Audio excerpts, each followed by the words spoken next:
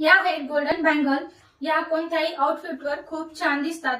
जसं तुमच्याकडे काठपदराची साडी आहे, तिला मस्त असे गोल्डन काठ आहे, तर तुम्ही एक एक कडा सुद्धा घालू शकता आणि या गोल्डन बांगडीमध्ये तुम्ही कुठल्याही अशी सेट तयार करू शकता. खूप सुंदर असा हा सेट दिसतो.